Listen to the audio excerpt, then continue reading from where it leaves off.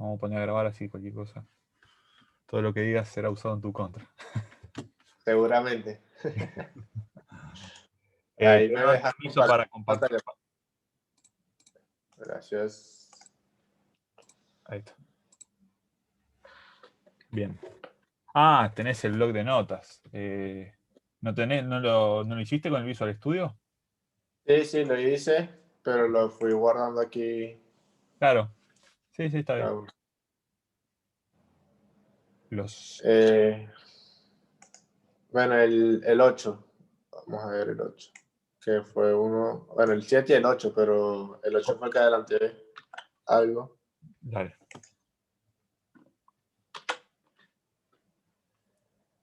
Que no. Pegame Ajá, el enunciado, pegámelo como un comentario en el Visual Studio, así lo vemos directamente de ahí. ok.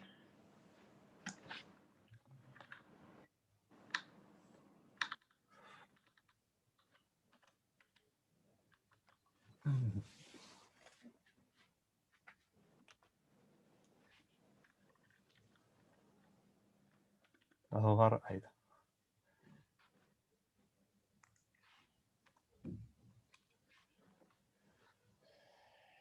Crear un programa que inserte valores en una lista. Colocas aquí para agregar valores a una lista, se hace nombre lista, punto add, valor. Esos valores se insertan por teclado. Sí. Si el usuario teclea 0, entonces no se inserta y termina la ejecución. Bien. Ese no te salió. Lo que hice fue esto.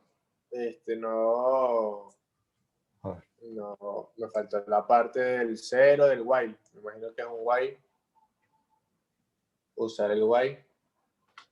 Claro.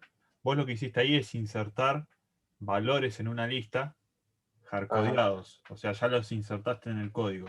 Cuando yo me refiero por teclado, quiere decir que un usuario, mediante la pantalla de la consola, va insertando los números. Viste que en Okay. una parte te puse readline, Sí. console.readline. Ah, ahí está. Int valor. Claro. Vos tenés que ir insertando valores y vas evaluando esos valores. Ahora vamos a hacer lo siguiente. Yo te voy a presentar y te voy a mostrar cómo encararlo. Ok. Espera un segundo que abro el Visual Studio.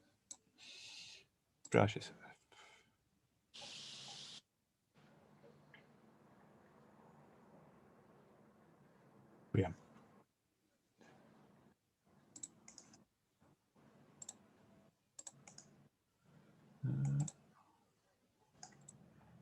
Compartir. Ahí está. Bien. Estás viendo acá el Visual Studio mío, ¿no? Sí. Bien.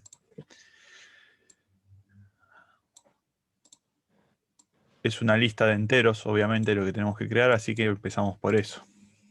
List. Int. Vamos a ponerle lista. New list. Enteros. Ahí está. El valor que se va a insertar por teclado lo podemos guardar en una variable auxiliar. Entonces, antes de guardarlo en la lista, evaluamos ese valor. Int. Vamos a ponerle aux, auxiliar. Aux. Ahí está. Entonces, acá hay algo que se va a repetir de manera indefinida hasta que un valor sea 0, ¿no? Nosotros habíamos dicho que cuando queríamos repetir algo de manera indefinida, utilizamos un ciclo while, porque no sabíamos cuántas veces se iba a iterar o a hacer un ciclo, o cuántas veces se iba a repetir un proceso, ¿no? Para eso utilizamos el while. El while es, mientras se cumpla esta condición, hace esto.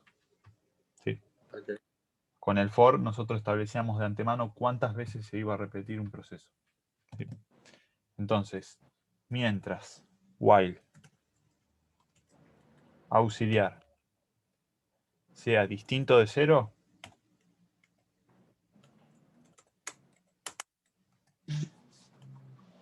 a auxiliar lo agregamos a la lista. List, lista.add, auxiliar. ¿Sí? Ahora bien, auxiliar no está... No ¿cómo se tiene un dice? valor. Claro, no tiene un valor. Acá podríamos utilizar el do while, que era el que te mencionaba la otra vez, que al menos una vez ejecute el proceso. ¿Sí? El tema es que nosotros no queremos que en la lista haya un valor que sea igual a 0. Por lo que insertamos el valor ya de antemano, console.readline. Ahí.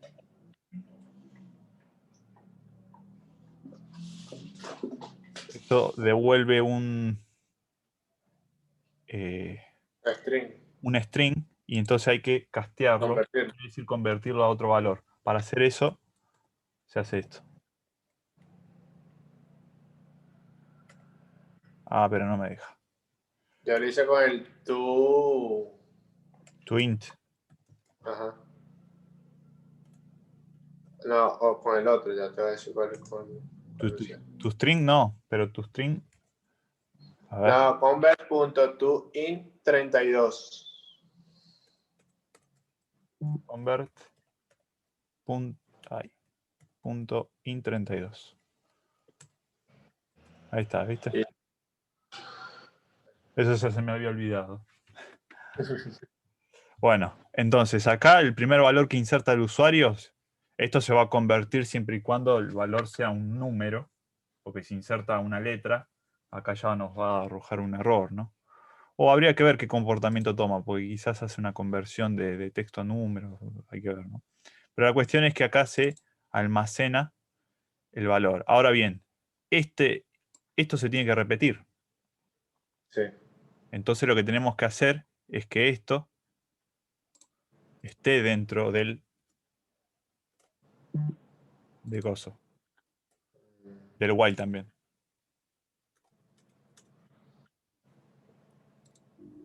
Fíjate que yo lo almaceno en la variable auxiliar. Claro. De manera que después, en este ciclo, se va a volver a evaluar la condición. Si en ese caso el usuario insertó 0, no se va a insertar en la lista. Ok. Entonces, este orden importa, porque si yo pondría esto así y auxiliar fuera 0, se inserta y después se evalúa, pero ya se insertó. Claro. Entonces, esto hay que tener cuidado, ¿no? Entonces, acá es cuestión de probar. Voy a comentar todo el resto del código. O mejor dicho, lo voy a borrar porque la verdad que ya no hace falta.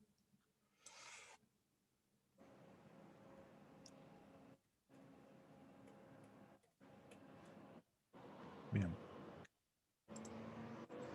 Después lo que podemos hacer para corroborar de que esté bien, imprimimos en pantalla la lista. Entonces hacemos un for each para ver que no haya insertado el 0, ¿no? Solamente para corroborar. For each int número in lista. Y acá hacemos un console write line número. Ahí está, a secas. Y le ponemos console read key para que espere que el usuario inserte una tecla para cerrar la ventana. Entonces, probamos acá.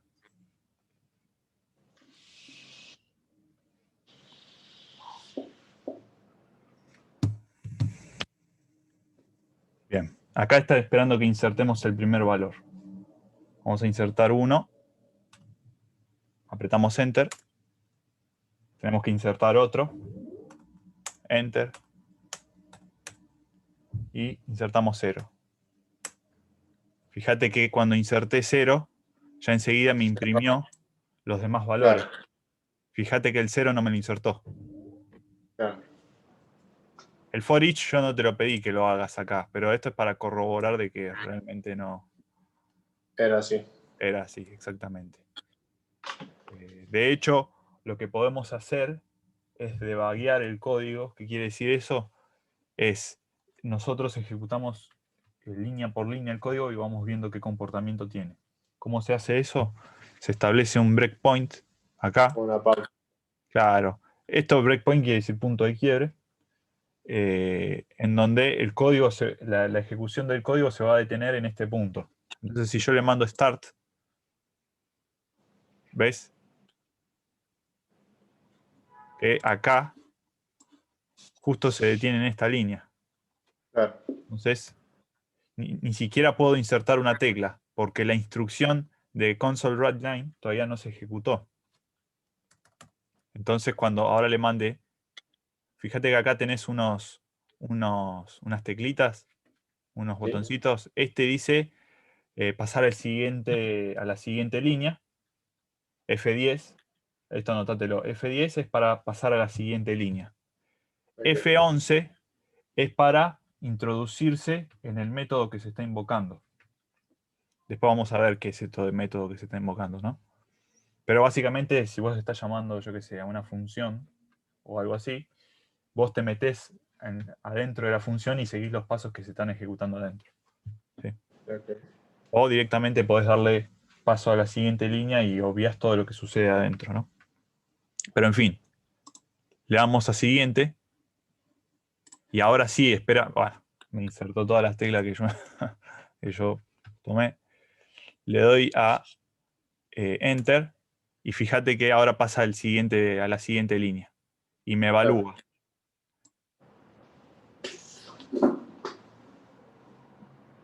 Me evalúa la condición, le doy siguiente. Como la condición es verdadera, ingresa y me inserta el valor en la lista. Fíjate que si yo ahora me posiciono en la lista, mirá, yo puedo ver que lista tiene, acá me dice count 1, que quiere decir la Cuenta. cantidad de elementos que tiene. Si yo aprieto la flechita de acá abajo, ¿ves que me dice que el elemento de índice 0 vale 7? Sí. Claro. Bueno, eso quiere decir que me acaba de insertar un valor, ¿no? Que es el que yo metí por teclado. Y ahora se me va a aparecer de nuevo la ventana y me espera que inserte el siguiente valor. Inserto 6, aprieto Enter, continúa la ejecución, evalúa de nuevo si auxiliar es distinto de 0, lo agrega en la lista, ahora yo me posiciono de nuevo en la lista acá y veo que hay dos elementos, el primero, El 16. 7, y así hasta que yo me canse de teclear números, ¿no? Ok. Entonces, otra vez me pide, ahora vamos a insertar 0 para que se salga. Y evalúa. ¿Es distinto de 0? Falso. Y se va a la siguiente instrucción que está debajo del while. Fíjate que ahora nosotros lo que vamos a hacer acá es imprimir todos los valores. Bueno, viste que yo te decía que el for each lo que hace es agarrar cada elemento de una lista sin necesidad de saber cuántos elementos tiene esa lista. Vos te olvidás de eso. Y ejecutás acciones sobre cada elemento de esa lista. La acción que nosotros estamos ejecutando sobre cada elemento de esta lista es imprimirla mediante esta instrucción. ¿Estamos? Entonces, bueno, acá le damos siguiente, siguiente, o lo que podemos hacer es continue. Lo que quiere decir es ejecutate normalmente. ¿Listo? Corrido. Entonces ya tenés que dejar el paso a paso y listo. Y como esto anda esperando que nosotros le mandemos apretemos una tecla, ya está. Y ahí se Claro. terminó de ejecutar el código. Ok, ok. ¿Sí? El for each. Nosotros podríamos hacer esto mediante un do while y ahorrar código. ¿Te acordás lo que te explicaba la otra vez? Sí. Que vos con el do while lo que puedes hacer es al menos ejecutás una vez el código. Pero bueno, no viene el caso hacerlo, ¿no? Pero también se puede. A ver. Ponemos esto acá.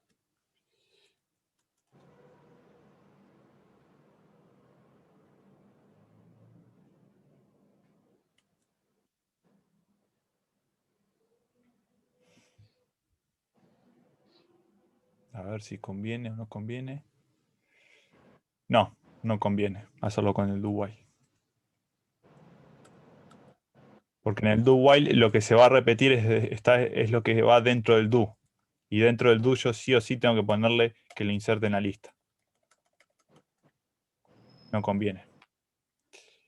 Pero bueno, eso lo ves en cada problema particular, ¿no? La solución que queda sería la anterior que habíamos hecho con el while solo.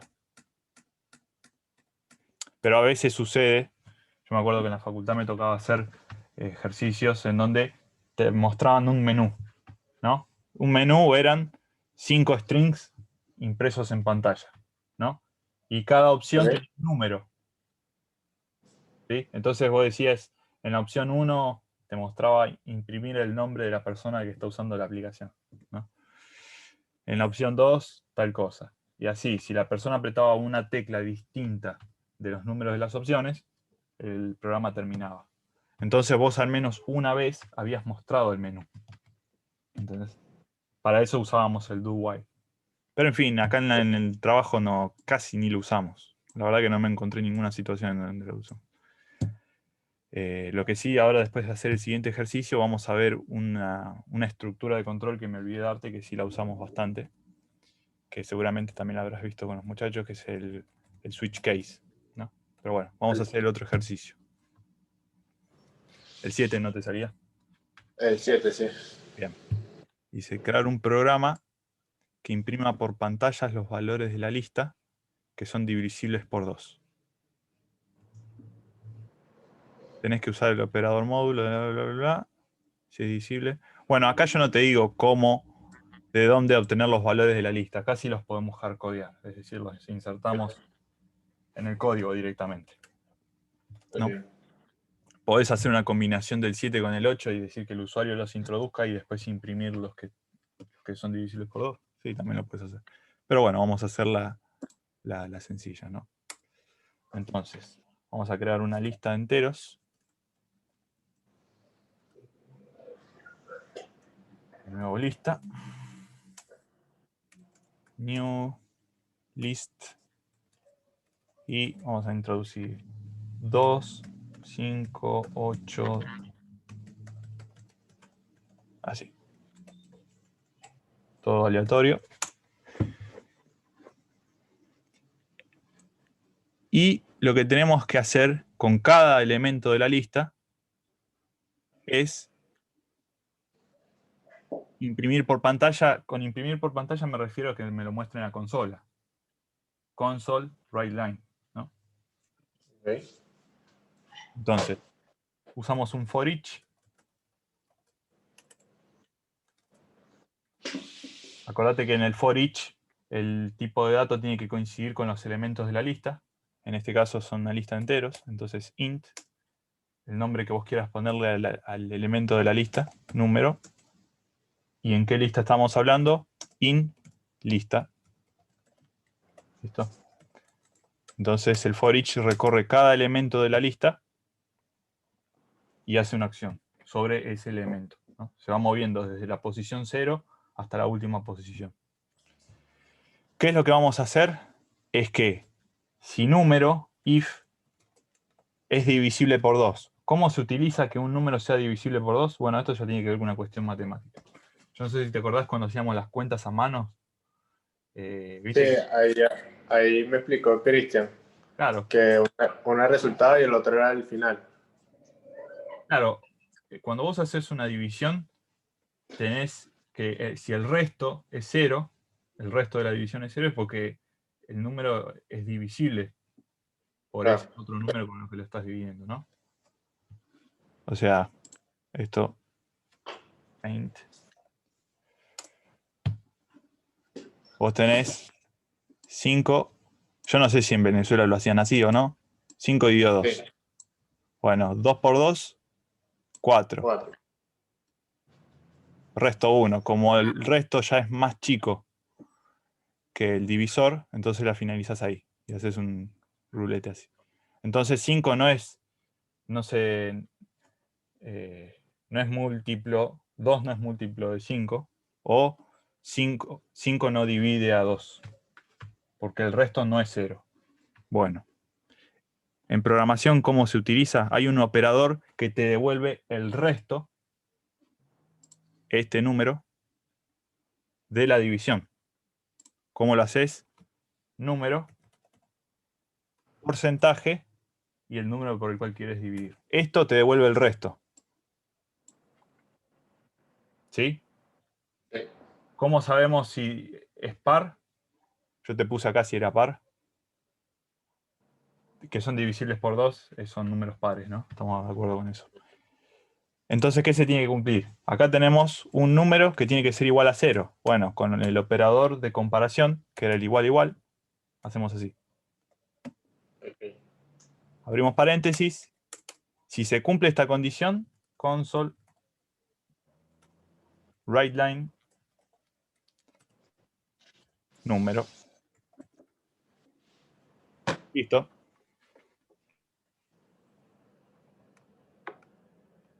Eso es todo. Número. Vamos a ejecutarlo paso a paso. Así vemos el comportamiento del programa. Y vemos. Bueno, acá empieza. Se posiciona en el primer elemento de la lista. Fíjate que el número vale 2, porque el primer elemento es 2. Y evalúa. Número 2.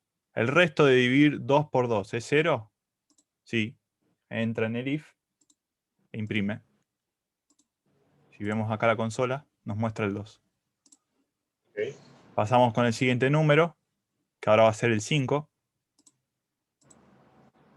Vemos que es el 5. Divide por 2. Acordate que esto no es hacer la división en sí, sino que te devuelve el resto. ¿Sí? Claro. No te devuelve el cociente, que es este, sino que te devuelve el resto, que es este. Lo que sobra, sí. Este era el dividendo, el divisor, el cociente y el resto.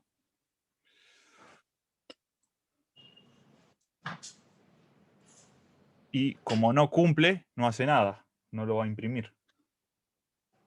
Y así sucesivamente hasta que termina la lista. El 7, etcétera, etcétera, etcétera. ¿No? 46 sí es divisible por 2. Entonces, y así todos, ¿no? Y bueno, se me cerró la consola porque no le puse el read key. Pero en fin, es lo mismo. Así que esos eran los dos ejercicios que... Fíjate que utilizamos todo lo que habíamos visto, ¿no? Sí. El for each, la lista. Claro, vos fíjate que acá podemos reemplazar esto por una lista de pólizas y a vos te pueden estar pidiendo las pólizas que, yo qué sé, que tengan un valor mayor o igual a, no sé, 10.000 pesos de prima, algo así. Entonces, tenés que recorrer una lista de pólizas y metés en otra lista las pólizas que son mayores a 10.000, ¿no? Entonces, utilizás las mismas herramientas, la misma estructura de control. El for each, evaluás con el if, etc. ¿No? Mañana, de todas maneras, yo te voy a mostrar un servicio que programé, que dentro de todo es bastante sencillo, para que veas en la vida real, ¿no? Ejemplos de la vida real. Ok, del trabajo, un ejemplo de trabajo. Exactamente, del trabajo de Boston. Sí. Pero hoy te voy a explicar el switch case, que no lo habíamos visto, que también es una estructura de control y que también es muy útil, ¿no? Nosotros habíamos dicho en un momento, esto ya queda concluido, que podíamos anidar if uno dentro de otro. If y así sucesivamente, ¿no?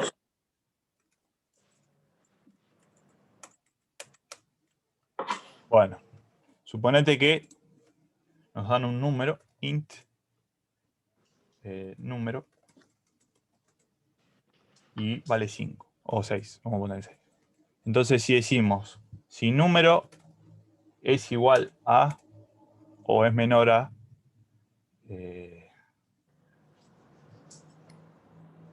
menor a 10, después entro, evalúo en el siguiente if, si número es igual a 5, si es igual a 5 que haga esto. Digo, no, y si no es igual a 5, bueno, evalúo si es igual a 6. Y abro un else, digo if número igual a 6. Entonces, bueno, este if acá me quedó colgado, pero suponete que es más código ahí, ¿no? Más código. Entonces, evalúo si es menor a 10 y después dentro del menor a 10 digo, ¿es igual a 5? No. Entonces vengo por un else y digo, ¿es igual a 6? Sí. Y recién acá entraríamos en nuestro código. Esto usando estructuras de if, ¿no? Ok. También podríamos quitar el menor a 10 y dejar solamente así, porque nos interesa saber cuándo es igual y no necesariamente cuándo es. Pero la cuestión es que, suponete que acá tenemos igual a 8 y tenemos otro else, y dentro de nuevo del else, ahí ponemos número igual a 6, ¿no? Es decir, que si nosotros seguimos haciendo esto y queremos evaluar para distintas opciones, queremos ejecutar distintos códigos según el valor de número. Lo que tendríamos que hacer es if else, if else, if else, y estar metiendo un if dentro del else y abrir otro else, ¿no es? Ejecuto Sí. if, abro un else en caso de que no se cumpla esta condición, meto el if, evalúo de nuevo, abro un else en caso de que no se cumpla esta condición, y así sucesivamente. Lo cual implica que el código se empiece a hacer cada vez más largo y más difícil. Más fastidioso leer. Se hace difícil la lectura, Claro. ¿sí? Porque la idea de lo que se está resolviendo es sencillo, pero el código queda muy largo, ¿no? Sí, sí. Entonces, para esto hay una estructura de control. Acordate que el for, el while, el if else, son todas estructuras de control. Para esto hay una estructura de control que se llama switch,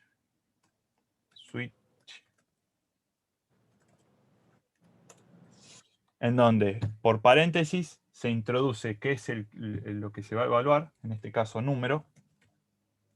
Okay. Se abren llaves y dentro de la llave se pone case. Entonces, en el case lo que se pone es los valores que yo quiero evaluar. El valor, 2 puntos, y las instrucciones. Instrucciones. ¿Quiero abrir otro case? Sí. Otro caso. 8. 8, 2 puntos. Instrucciones. Case 6, 2 puntos. Instrucciones. ¿Sí? Y si no se cumple con ninguno, bueno, hay una que se llama default, que esa es obligatoria, que es en caso de que no le pegue a ningún caso, default, instrucciones. Bien, esto es el switch case. Y ahí en ese caso no se le coloca el break. Y es lo que te iba a decir ahora. En cada caso se pone al final una instrucción que se llama break.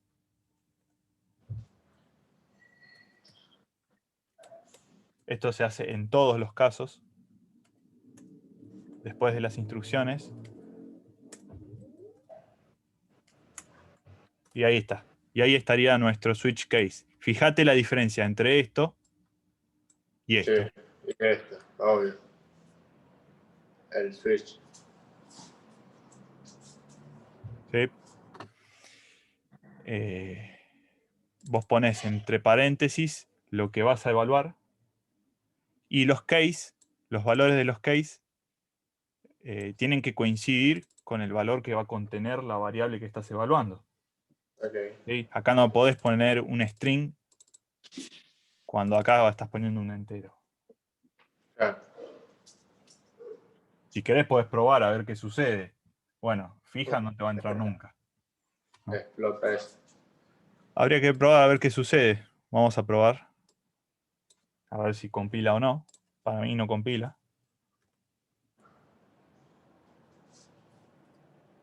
Fíjate que ya te está dando un error. Y te Ah, sí. representa un texto, dice no se puede convertir implícitamente un string a un entero, ¿no? O sea, no se puede poner un tipo de dato que sea diferente al que estás evaluando dentro del switch. Claro. ¿Sí? Bueno. Y entonces acá directamente, ¿qué sucedería si no pones un break? Bueno, lo que sigue haciendo es, sigue ejecutando las instrucciones que vienen debajo. Ok. ¿Sí? Entonces sí o sí tenés que poner un break. ¿Te puede ser útil en algunas condiciones en donde en donde quieras seguir ejecutando lo que está abajo? Sí. Suponete que vos con el caso en donde vale 8 y vale 5 haces lo mismo. Entonces pones así. Case 5, Ok. case 8. En ambos casos, hacer las mismas instrucciones. ¿Entendés? Entonces viene a case 5, no hay nada, continúo. Llego a case 8 y hago lo que está ahí. ¿Me entendés? Sí. Hay casos, yo lo he utilizado en el trabajo de el case. Y esto está bueno porque vos con algunos valores querés hacer las mismas instrucciones y con otros querés hacer otras instrucciones. Pero básicamente, obviamente esto lo utilizás cuando tenés varios casos distintos, ¿no? Si tenés dos casos, utilizás el if y el else. Ya está. Si no es esto, bueno, entonces hace lo otro. Porque solamente tenés dos casos. Pero cuando tenés más de dos casos, ya utilizás un switch. Porque si no vas a tener que empezar a anidar un montón de if y else uno adentro de otro y se te hace un código muy largo. Y cuando el código es más largo es más difícil de mantenerlo. Sí. Regla fija esa. ¿Viste? Entonces hay que ser lo menos croto posible a la hora de programar.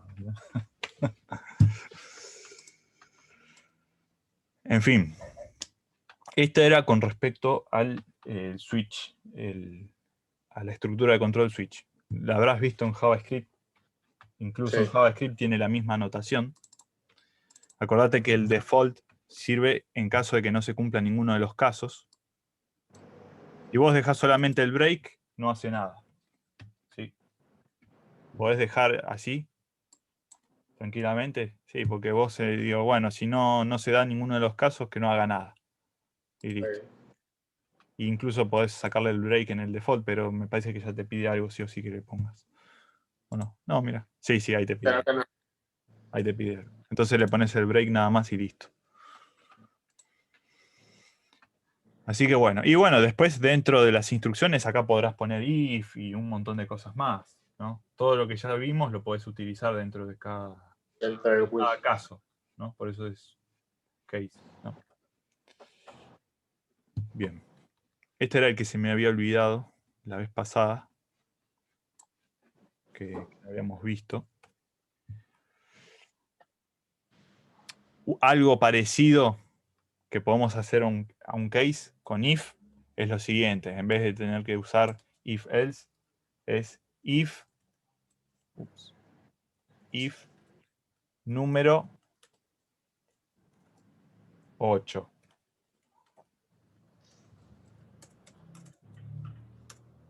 If número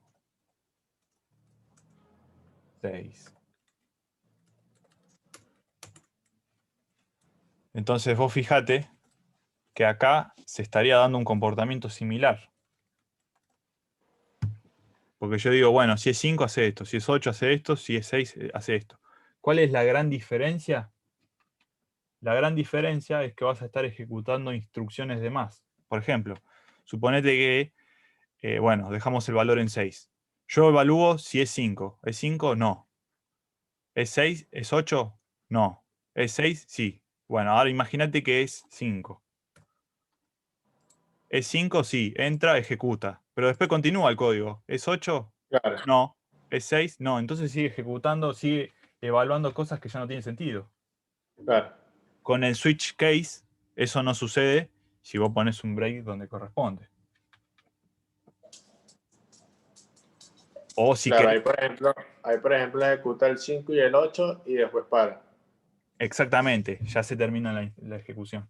Pero si vos querés emular el comportamiento del switch case como corresponde, tenés que utilizar if-else anidados.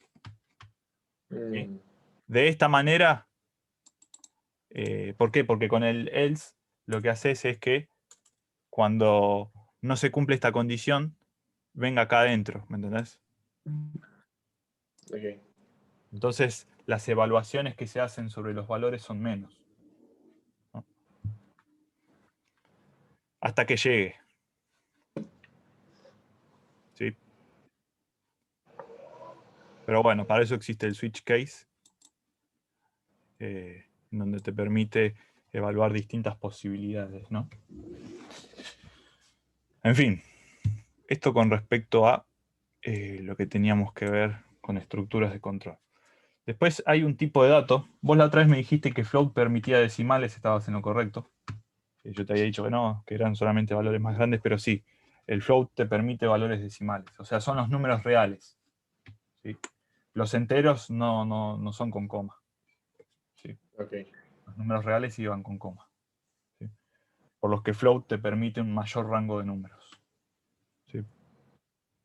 Después tenés double, se escribe decimal, bueno, float, int. Pero hay un tipo de dato que utilizamos bastante, que es el tipo de dato fecha, que ese no te lo dije, después me acordé. Data time. Datetime, es este. Y a este le podemos poner fecha y datetime. Y ahí ya tenemos una fecha. ¿Cómo hacemos para obtener la fecha de hoy? Ya me quedan 1 minuto y medio. Pero básicamente para obtener la fecha de hoy, hacemos fecha, now, No.